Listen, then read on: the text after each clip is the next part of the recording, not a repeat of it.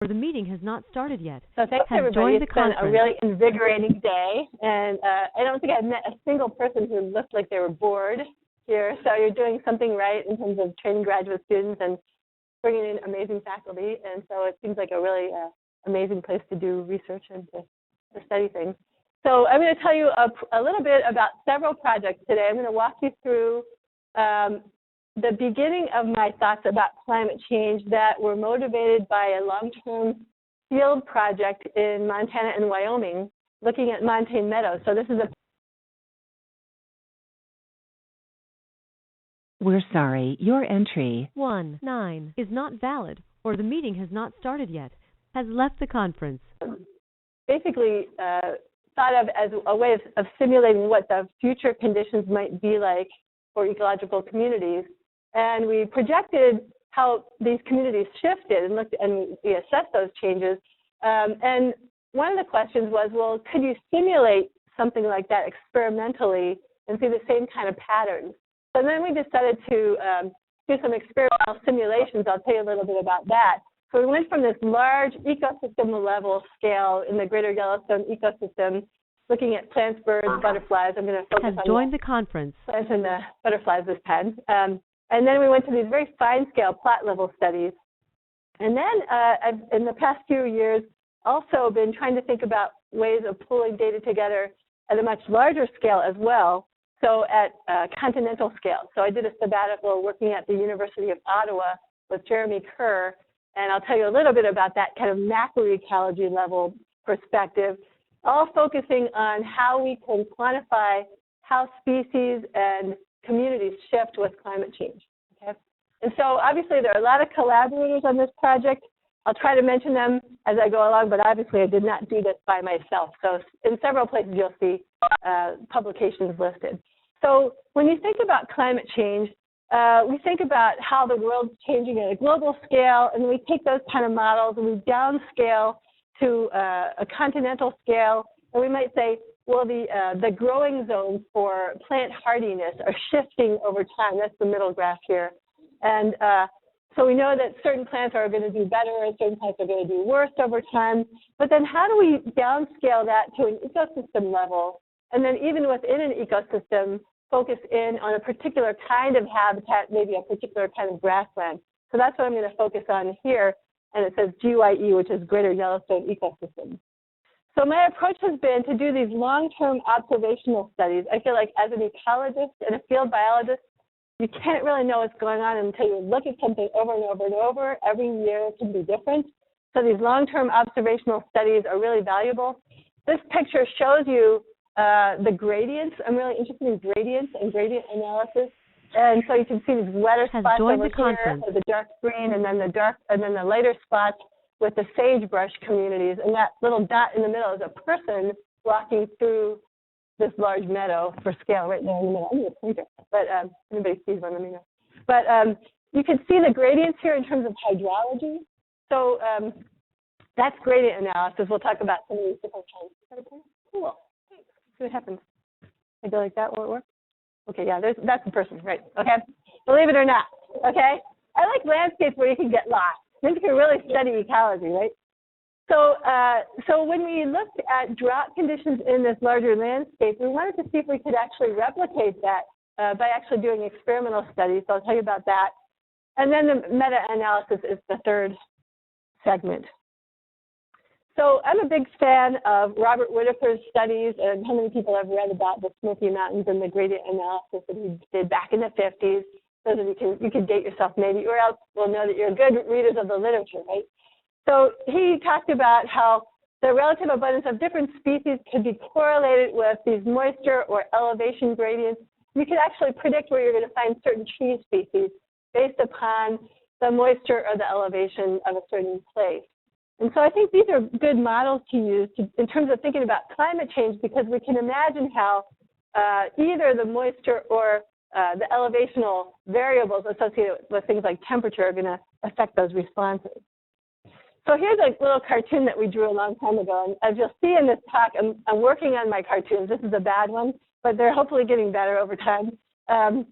So here's our little blob. So if you think about a landscape in a montane system, you can think about your little blob of habitat, and you can think about maybe your favorite species, whether it's a snake or a bird or a plant or whatever. But you know, that organism might have a certain habitat suitability area where it would live.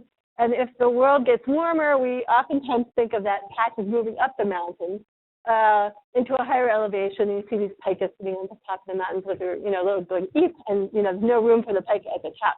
But one of the things I would like to argue is that it's not quite that simple.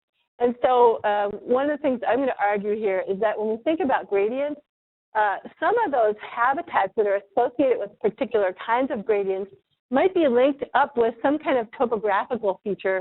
Like, for example, say there was a river down there, for those of you interested in fish.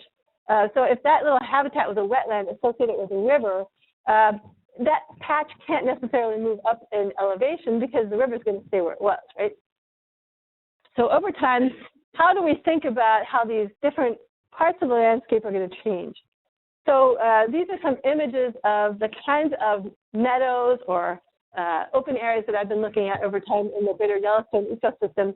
And the question is, how might these kinds of places move or change over time? So we have these gradients from M1, which is very wet with willows and sedges and things like that, through the M3s, which are the mesic meadows, which are kind of the poster child for productivity of flowering forbs and things like that.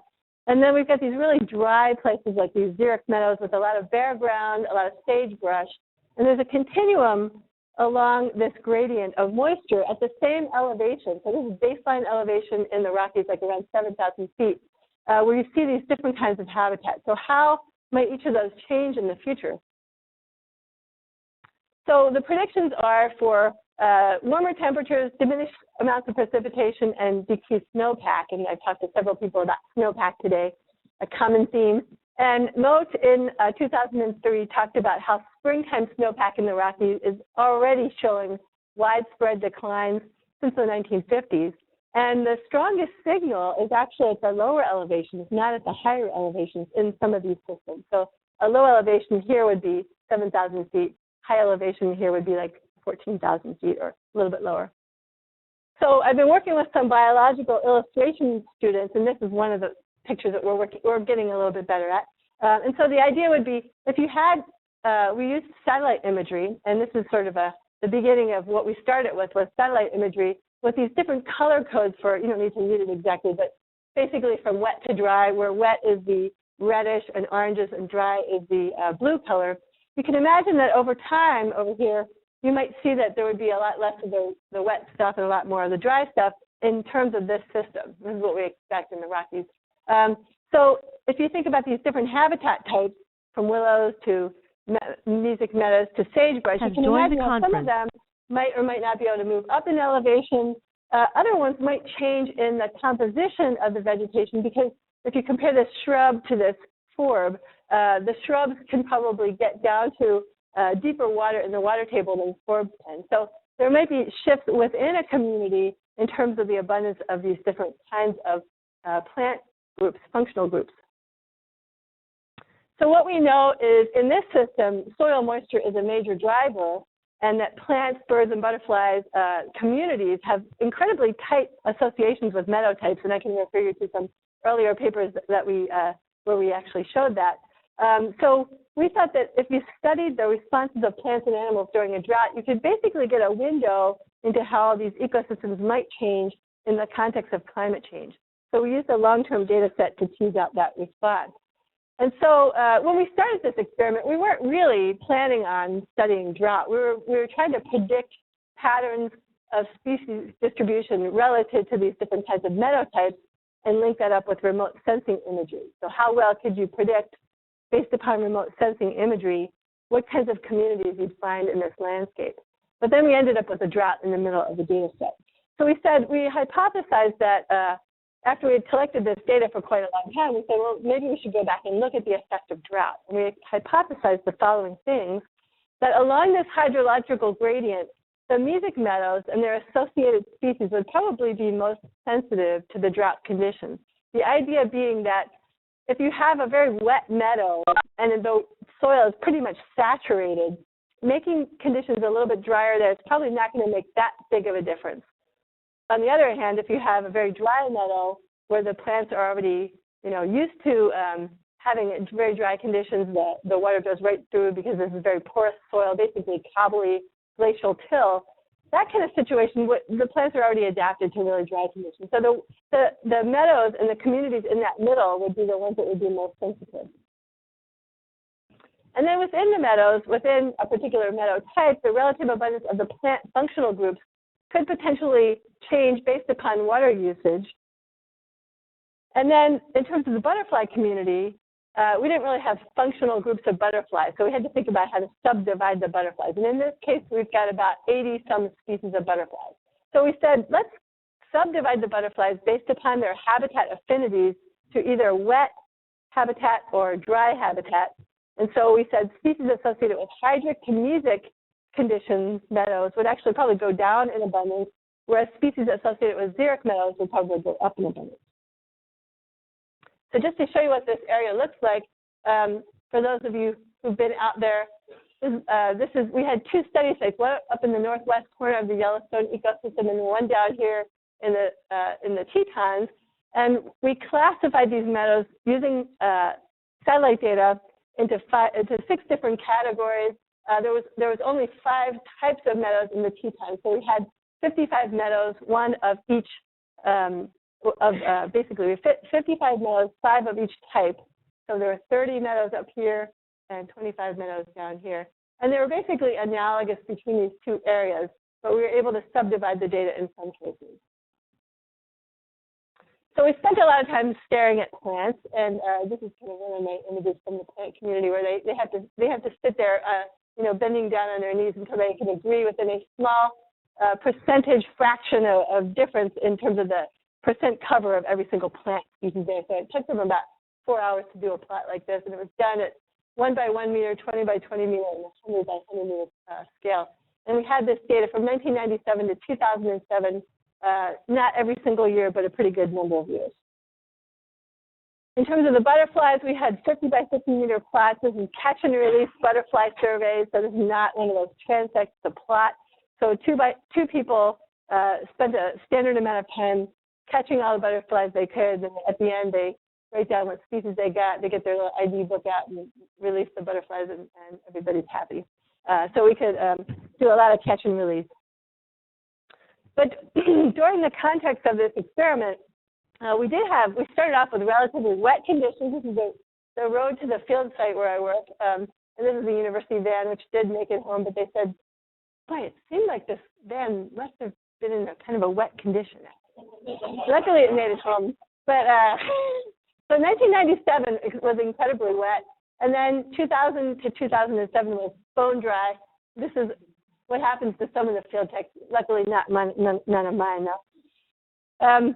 So during that time, I would take my field techs out to these wetter sites, and I'd say, well, you need to have rubber boots when you do this work, and you've got to have those, rubber boots that come up to your knees. And over the years, they would say, well, we don't need rubber boots anymore. And I was noticing that there were these kind of drying conditions in some of these wet meadows. And so it's really different from the beginning of the, time period that we'd started to later on. And so I said, well, we could see it with our eyes. Is there really a signal we can pick up in the data in terms of the plant community? So what we did was we said for each site, we created these functional groups that we subdivided about 200 plant species into. So we had forbs, woody plants, bare ground. And so we calculated this multiplicative change in percent cover over time. So this is our index of change. So the data represented about 200 species of plants. So the question was, did we see changes in these plant communities relative to these functional groups over time? So I also want to tell you a little bit about the way we quantified whether things had dried out from a larger landscape perspective. So there's something called a Palmer Drought Severity Index, and that is calculated based upon things like temperature, precipitation, available water capacity of the soil, and heat index data. And this is a variable that ranges from negative to +6, where if you get numbers that are in the -3 to -4 area, we call that a severe drought. If you get numbers lower than -4. That's really called an extreme drought. And the values that you get are cumulative over the growing season. So we decided we would use the August PDSI values. And the really neat thing about this system is that you could actually go back in time to 1895 and get data that would allow us to calculate the PDSI values of back to 1895 and compare that to the time period that we were looking at. So we had 1997 to 2007, and so we had, it looks like people are leaving the meeting. Uh-oh, sorry about that. So we were able to look at PDSI values for that entire period of time and then compare what our study time looked like. So here's the graph that we made. So this is averaged across all those 55 meadows, so Gallatin and Teton areas. So the Gallatin was the northern area, Teton would be the southern area. And so here's a PDSI graph, and this is the earliest time period we've got back here in 1895 going to 2007. And so this line here is showing you where things are starting to get into the extreme negative values. And you can see that there's a lot of variation over time. But you can also see that in this window of time from 1997 to 2007, when we had been collecting our data, there were 4 years in a row where we had extremely dry conditions. So we could say we've now documented that there was really a drought there. Let's look at how the plant community responds. So I'm going to show you this graphic slowly because it's a little bit busy. So what we did was we calculated this variable, the multiplicative change in percent cover, and this is just for bare ground. I'm going to walk you through these different groups. We're going to compare bare ground to these functional groups of plants. This is summarized over all the meadows. We had 55 meadows from M1, the wet meadows, to M6, the dry meadows. And if you have these letters here are showing you whether there's a significant difference among the different meadow types. So if you have a 1 here, that's basically no change over time. If the plot has no error bars that cross this 1, that means that that's basically significantly increasing or decreasing.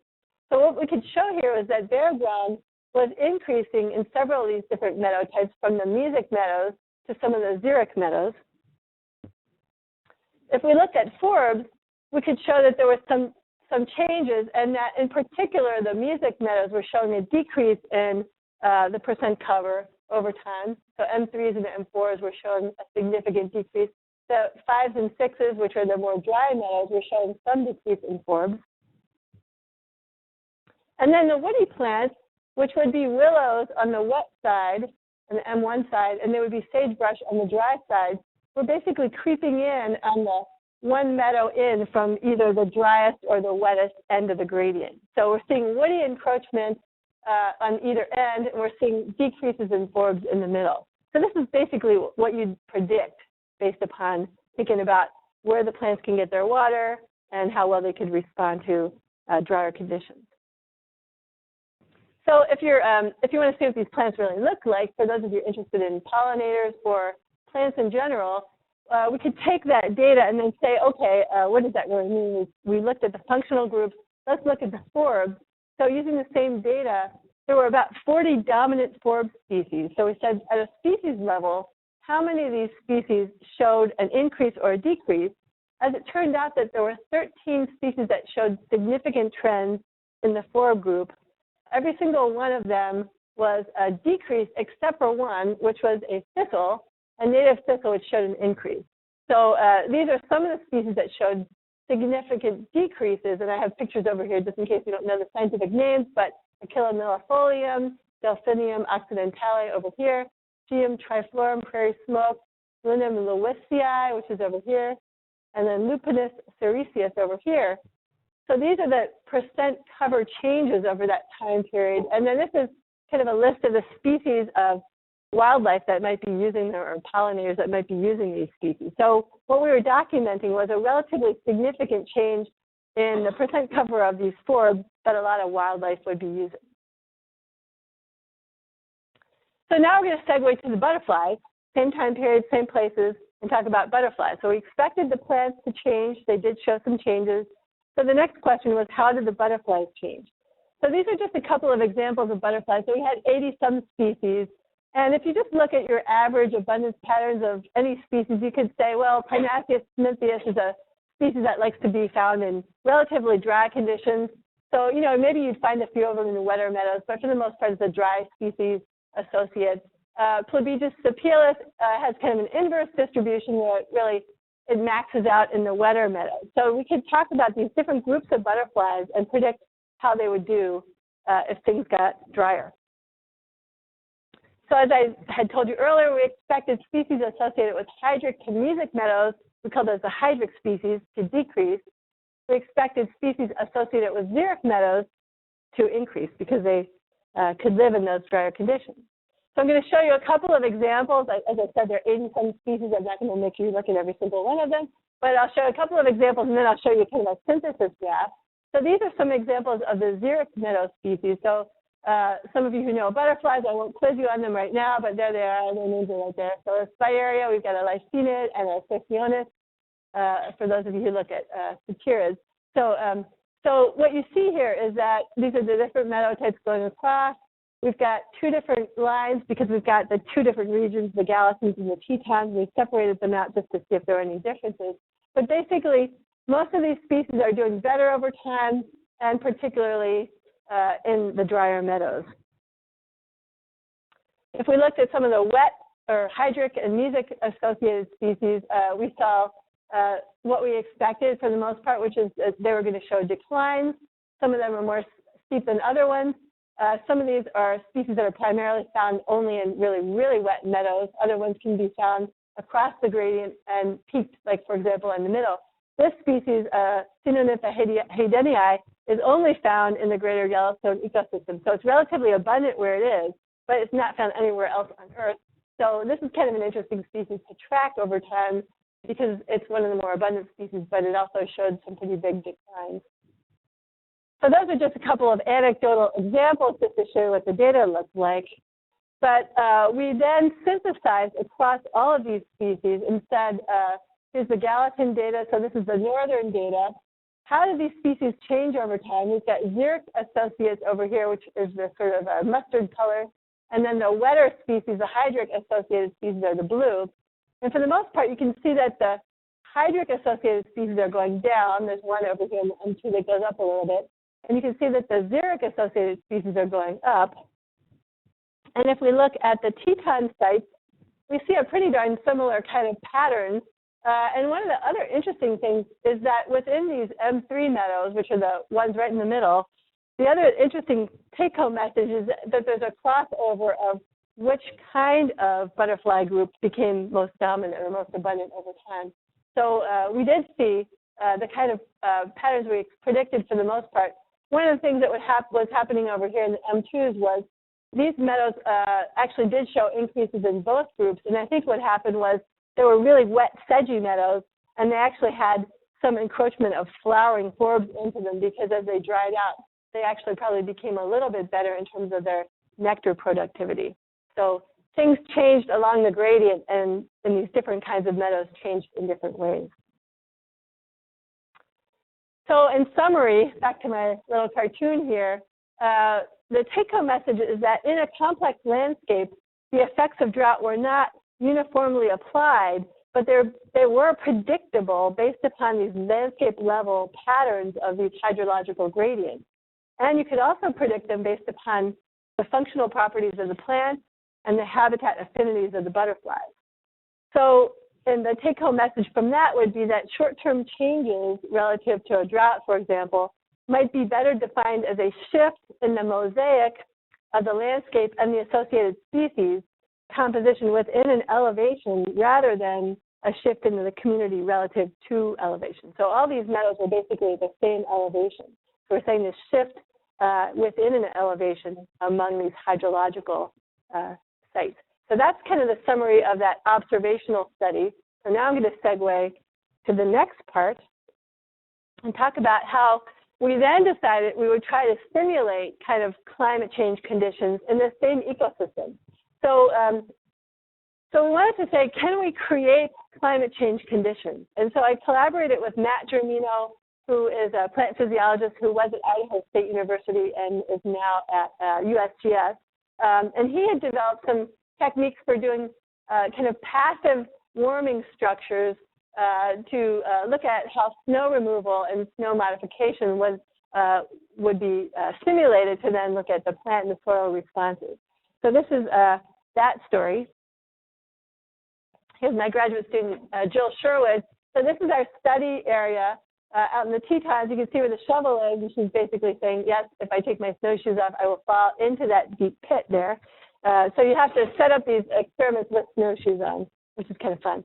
So, so what we did was we had control treatments where nothing happens. We had snow removal treatments.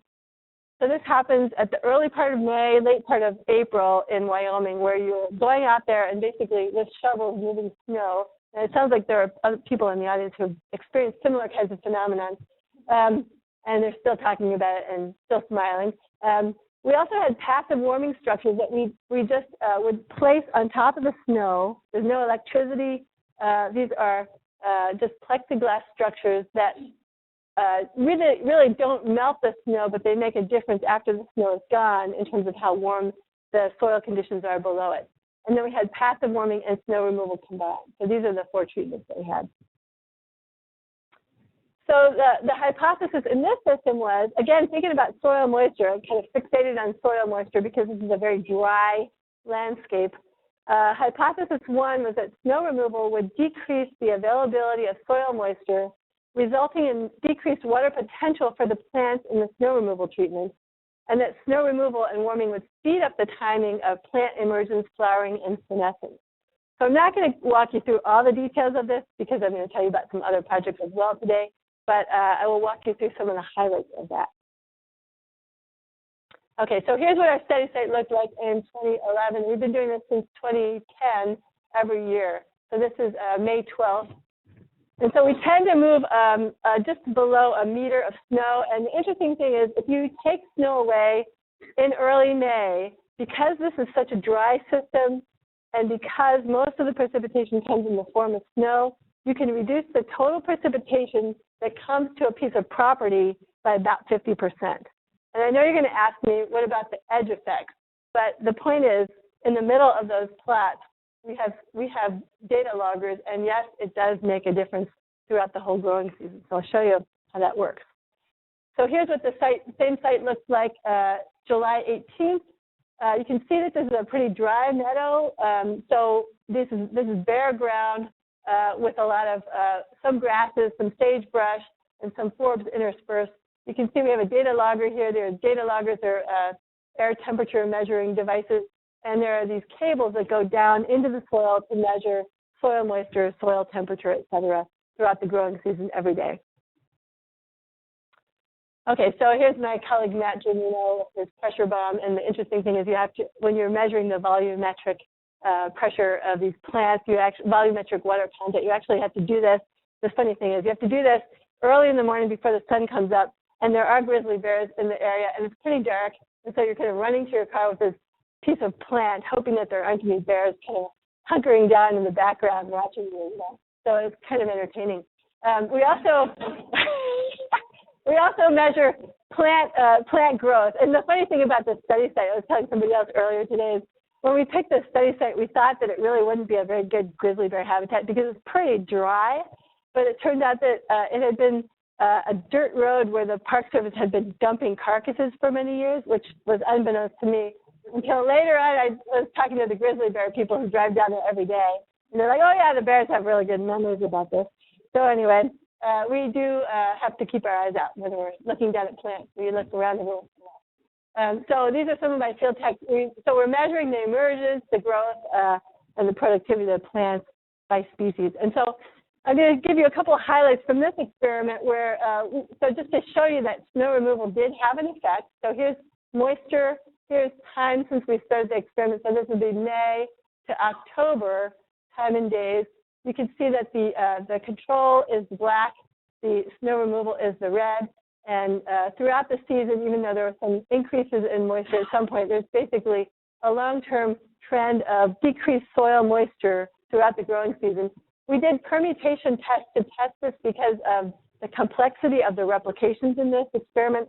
I could talk to you about that later on. But basically, the bottom line is we could get moderate significance when you look at that time series of data, even throughout the entire season. If we look at heating and snow removal, the combination of heating and snow removal, basically you also find significance, moderate significance, and so this is the heating and snow removal combination compared to other treatments, and you can see that we've also got a difference in the moisture level there. So now we can ask, well, how do the plants respond? So we have several different plant species that we've been monitoring. We're actually monitoring individual plants in some cases. This is one of the plants that we're looking at, Eriogonum undulatum, and those of you who work at RMBL probably have seen that one, buckwheat. So there it is. It starts out, it's kind of an evergreen or ever-present plant. These are perennial plants. And so they start out red and they turn green over time. And so the question is, how fast did they turn green in these different treatments? So here's the proportion of green up on the y-axis, and here's time on the x-axis. And what we're showing here is that the control is the slowest in terms of greening up. The heated plots are secondary. The snow removal is third, and the fastest green up happens in the combination of heating and snow removal. So we did see a really positive interaction, and that the heating and snow removal did make a big difference in terms of green up dates. Another thing to look at is, well, how different in temperature are these places with that passive warming? So some of you are curious about passive warming, and because it doesn't have any electricity, it's not really that much warmer, but there are some differences. And so we actually went out again at 5 in the morning, keeping our eyes out for bears, and we took temperatures of took measurements of the soil surface as well as different plant leaves, and the take-home message was that at 5 a.m., which is about the coldest time of the night, you do see several degrees in centigrade difference in temperature between the warm structures versus the unwarmed structures. So the passive warming structures were making that difference in buckwheat and arrowleaf balsam root, and it was a difference in some cases that was between being above freezing and below freezing. So for those plants that had just come up, that cold temperature was a significant impact on them. And I'll show you why in a minute. So one of the things we looked at was frost damage, and I know that some of the folks at RMBL have done this as well. So this is balsam root, Balsam oryza sagittata, and this is what we call an aborted bud. So these are buds that start to come out, and then it gets cold, and they freeze. And so this is the average number, a graph of the average number of what we call aborted buds per plant. And you can see that anything that has heating has virtually no aborted buds, whereas anything that has snow removal basically the snow removal had a large number, but the control also had a relatively large number. So heating was making a difference. So having a tiny bit of a change in the temperature at night with those heating structures actually did make an influence in terms of the number of aborted buds. So one of the things we've added this year, this is my summer project, was to, and this relates to the Climate Science Center project, we hooked up with America View, and we decided that in terms of the snow removal, it would be really nice to see how many days of snow cover there were. And if your study site is Wyoming and you live in Iowa, it's kind of hard to know how many days of snow cover there are at your study site. So this summer we put in a PhenoCam, which is a solar-powered device that has a security camera sitting there. It's connected to a battery, and every 30 minutes it takes a photograph of your study site.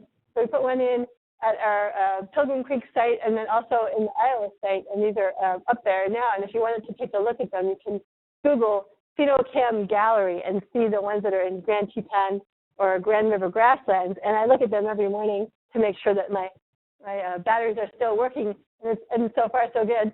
But this has been a really interesting way to think about another kind of observational data that will become more valuable over time. So one of the things with the snow removal is that you don't really know when you're going to have to go do the snow removal. And if you don't have somebody out there to tell you how fast the snow is melting, you can miss the window. So this is going to help us in terms of estimating the dates for snow removal. And the other good news is that if I lose my day job, I can get a nighttime job installing security cameras that are solar powered. So now I know how to do this. And nobody got elected to do this, which is good. So in summary, both the snow removal and the warming affected the soil moisture and the temperature throughout the season. So we were able to simulate climate change conditions. We found that snow removal affected the rate of plant green up as well as the growth over the season. I didn't show you the growth patterns, but I'll tell you more about that if you want to hear about that. We also found that nighttime temperature differences can have significant effects on the plants with respect to floral productivity in terms of those aborted buds. So we're still doing some of this work, and that's continuing on. We're hoping to add additional structures to this project. Okay, now I'm going to switch to the last section of the talk, and we're going to talk about meta-analysis. So when I went off on a sabbatical, just like the species that I've been studying, I've been wondering whether they're moving north. I went north too. So I went from about here to about there. So I was kind of simulating what I might expect some of these species to do, right? So this is a map of the mean January temperature difference between 1960 and 2005 that Jeremy Kerr and his lab created. And you can see that the take-home message is that over time, the differences in, there have been differences in the mean January temperature, but also you can see that the further north you go, the more extreme it gets. So when we talk about climate change in the U.S. or in southern places, it might not really seem like much is going on, but as you go further, closer to the poles, there are some really intense things going on. And because people don't live in some of these places, there aren't that many people out there, the amount of reporting is not quite as intense as it might be if there were large cities in some of those places. So what we expected, here's another cartoon. I stole this from a guy named Jay Fitzsimmons, and it's probably about the same level as mine, but it's a little bit animated here. So the idea is that as climate warms, we expect species to move poleward or up in elevation. And so if you had a little, range of a species here, and that was your, suppose 0 degrees centigrade was the maximum northern extent of their range, you can imagine that if that isocline moved north, if I can get it, whoops, went backwards, sorry, see if I can get it to go. If that went north, you can imagine that that blob would also move north. And so this is what people are, this is kind of the simplistic way that we think about how species might be responding to climate change. But again, I'd like to add a little bit more complexity. And you can imagine that if that blob is moving into a completely different kind of habitat type, it might not work as well. Or if that blob is moving into a completely urbanized area and you've got a species that's dependent upon some kind of intact habitat that's pristine, it might not work as well. So we hypothesized that species-specific habitat affinities and life history traits could either facilitate or impede that ability for a species to move. So here's the image. Even if the thermal envelope is ideal, the vegetation conditions or other environmental parameters might not be perfect. So here's a picture of the boreal forest. And if you're a butterfly that likes to live in grasslands, and as you move north because of the thermal conditions, you hit a boreal forest, it might not really be ideal conditions. Similarly, traits such as wingspan or volcanism, the number of generations per year, could actually act as a filter in determining which species can successfully colonize new regions. So I'd worked on some analyses like this in the past using butterflies, thinking about the size of the wingspan, the number of generations per year, things like that. So we built on that trait analysis. And I'm going to show you a little poster that's kind of busy, but it summarizes kind of in a succinct way what we found. And this is a paper that we're going to be submitting in the next few weeks. But basically, if you think about an isocline again of 0 degrees centigrade, and when you go to Canada, everything's in centigrade, even not just the scientists think in centigrade, right? So we can imagine that line going up over time. Here's some actual numbers of the average temperature in Ottawa, Canada, which is where University of Ottawa is. So 1910 to 2010. So just to put it in context, so if we look at all these species, we had 300 species of butterflies, and the data went back to 1901. So what we did was we asked, how are butterflies changing over time? And we subdivided that data into the ones where we had really, really good numbers. So we compared what we called pre-climate change time to post-climate change time. And I'm just going to give you a little tidbit of this story, but we categorized these butterflies based upon their wingspan, the number of generations that they had per year. And what we have, and you can't really read it over here, but the ones in orange would be the ones that would have smaller wingspans, fewer number of generations per year, or habitat specialists. And the ones that were purple were the ones that had more generations per year. They were generalists, and basically they could adapt to these habitats. They had larger wingspans. So the image that we just created, this is kind of an artistic rendition of the story, is that here's 1901 to 1970, and then here's 1985 to 2010. And the idea is that you have less of these purple dots over time. You get a isocline has moved north. And you've got a lot more of these purple species. So what we found in actuality was indeed that the species that had more generations per time, the species that with larger wingspans, and the species that were generalists were increasing in abundance, whereas the other kinds of species were decreasing in abundance. So this is kind of a simplistic summary. I can show you the raw data if you want to see that at some point in the future. Okay, and then finally, another synthetic meta-analysis that I'm trying to embark upon right now has to do with looking at a kind of a cross-continental scale, again, butterflies.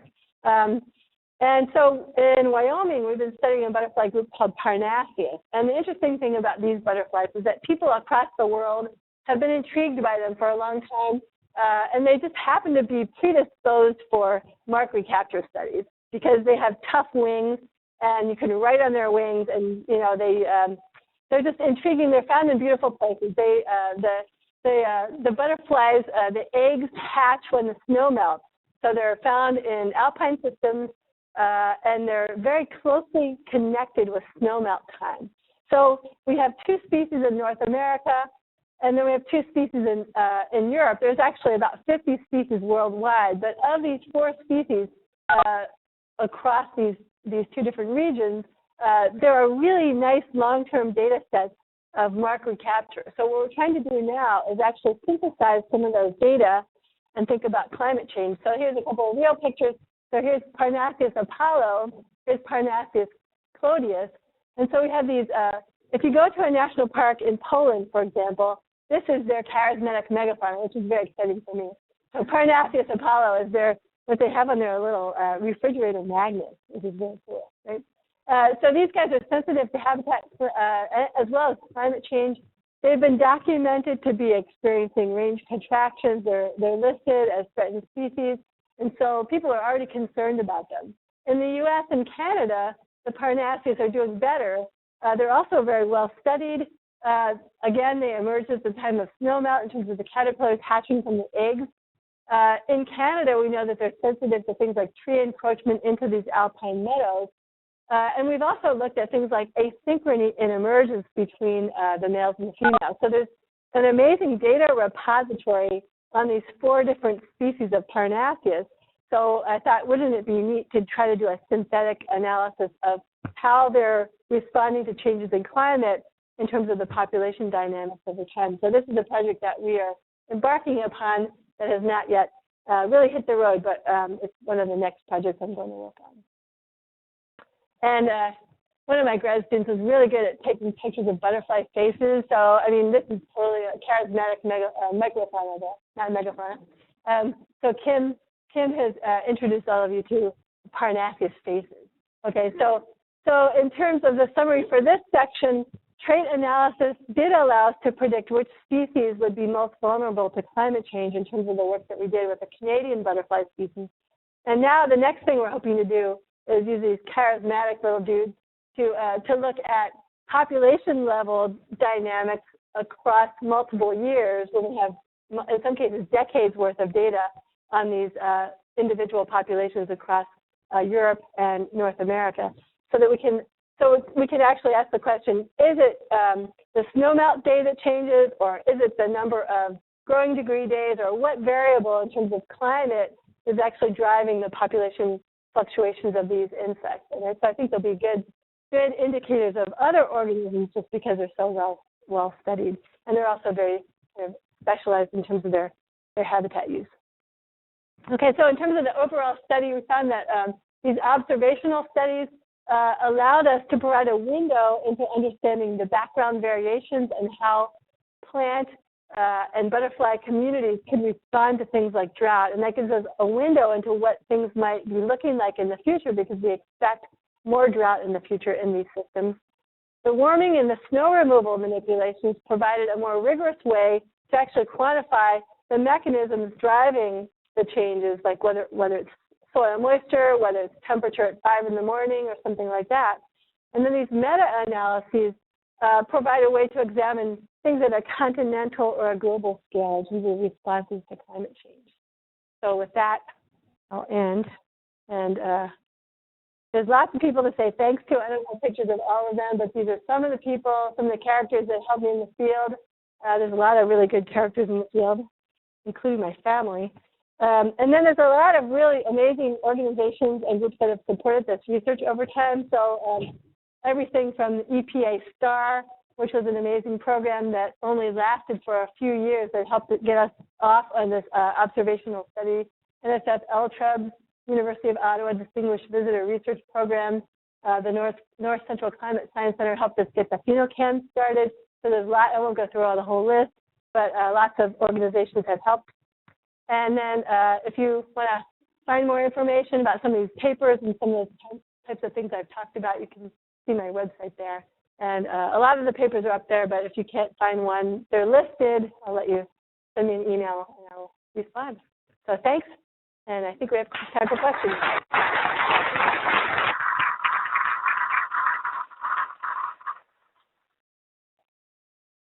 So I know this group is going to have some good questions between the butterfly people and the RMBL people and the, what else? Yes, back. Yeah, Scott.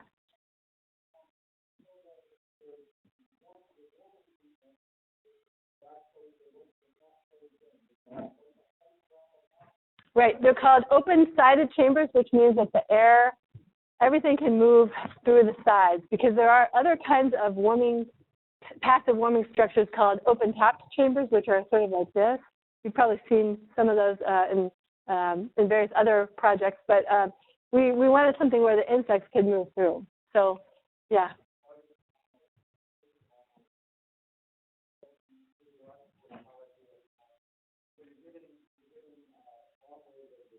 Mm-hmm.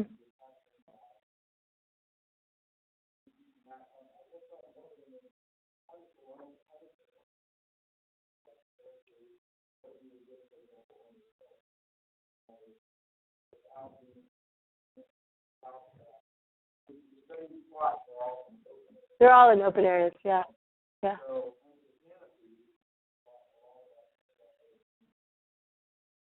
Yeah.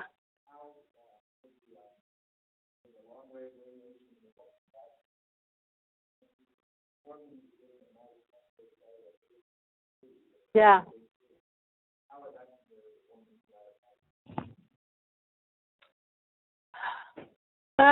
So you're thinking about like a sagebrush meadow at the edge of a forest, for example. That would probably be similar. We probably should do something like that to make the comparison. We have not measured that. But yeah, there would be buffering based upon a canopy that would be there as well.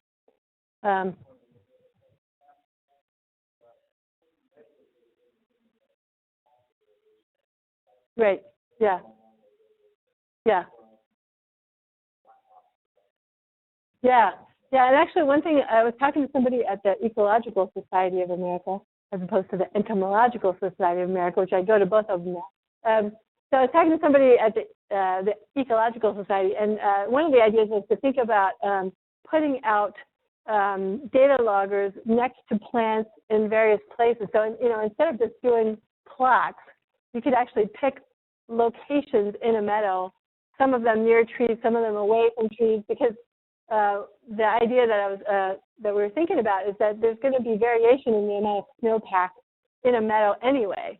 So we tried to find a place that was relatively homogeneous and take the same amount of snow away from all the plots. But you could find heterogeneity that exists out there and just kind of focus in on those little spots. So that would be another way to do it. But you wouldn't be getting the same kind of plant community, because a lot of these plants are not going to be found under the trees. So as soon as you get too close to a tree, you're not going to have the same percent cover of the flowering plants that we're looking at. So you could look at grasses or something like that, but or sagebrush maybe, but you probably wouldn't get the same flowering plants. But good point. Yeah. Yes.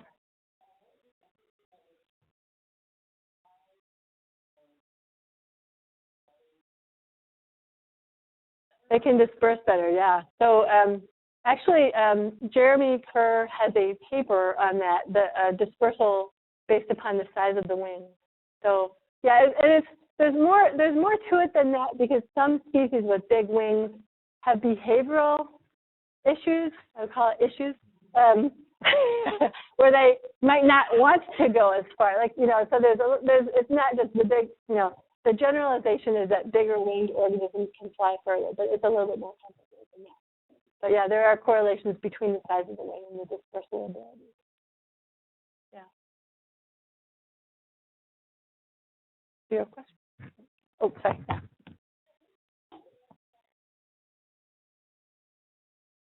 Well, we only looked at, in this snow removal experiment, we're only looking at sagebrush, which is really not susceptible, Eriogonum umbulatum, which was not susceptible, and then Balsam rhiza sagittata. So we had tried to incorporate a few other plants in there, like we had scarlet gilia, and we had, I'm going to space it out right now, a senecio species, but we didn't have enough individuals of those other plant species to be able to look at the other ones. So it was just the balsam root that was really sensitive, and that's an relatively early blooming species in the system, but it's not like the first plant to bloom, but I don't know in terms of RMBL when that one blooms, but this one would bloom like in early June through July. Yeah, sure. No, but I'm thinking about doing that next. Yeah, I know. We have a bunch of other things we're thinking about doing. We should talk some more about that. Yeah, we haven't done seeds yet. Yeah.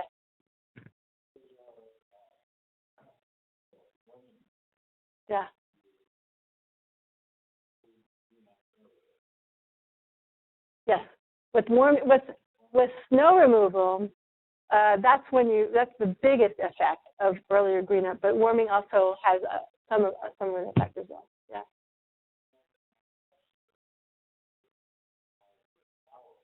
Yeah.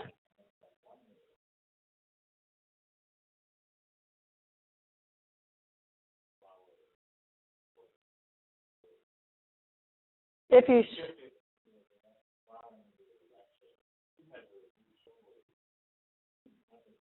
yeah. Would it? Yeah. Mhm. So the snow removal advanced the phenology, but the warming was the thing that reduced the aborted buds. So any warming basically took the aborted buds down to zero. So even if they came out a little bit earlier, any warming could counteract that. So the snow removal, for the most part, yeah. Into that they would normally. Yeah, we could go back and look at that. So you're saying, did we create such an early emergence that you would expect more aborted buds? Is that what you're saying?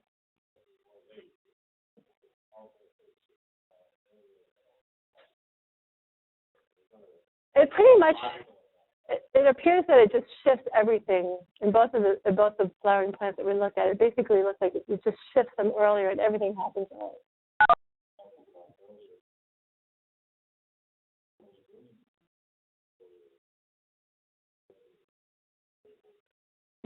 Yeah.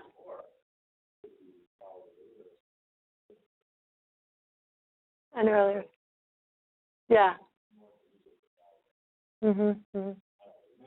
Yeah. Yeah, I mean, I guess so you could look more into the ones that didn't have the warming to think about the aborted buds. We're also looking at nectar production, so that's the next thing, is looking at nectar. So I'll report on that next time I come to visit. Is there a question? Or, yeah.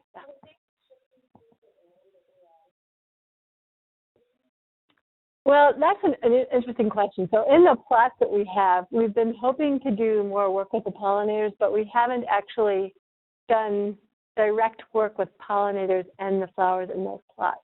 So that's going to be a next stage. I mean, it's not that, I mean, there are always some pollinators out, but the community of pollinators is probably different early in the season than it is, and we know that. But, you know, so going back to Becky's comment, looking at seeds would be good. We have been counting baby seedlings that are coming up in these sites, so we can look directly at reproduction over time because we've been doing this for 5 years now. So one thing we can do is look at the number of seedlings that are coming up. Yeah. Yeah, okay.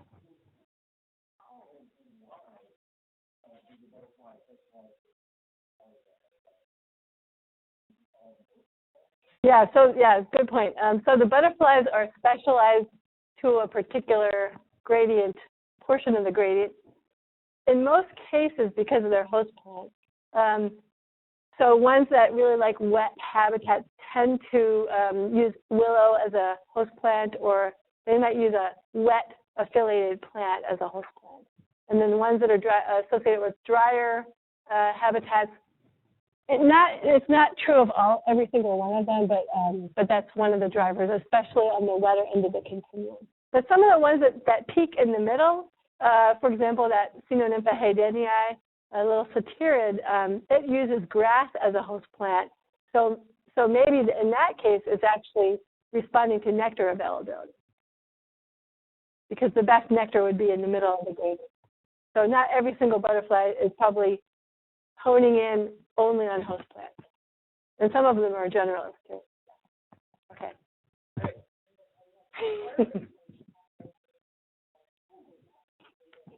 Okay, thanks everybody.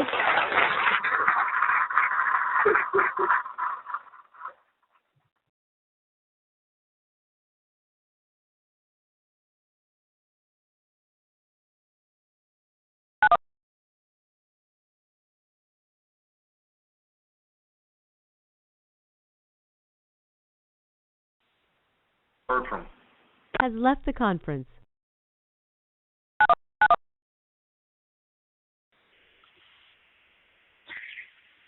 Has left the conference.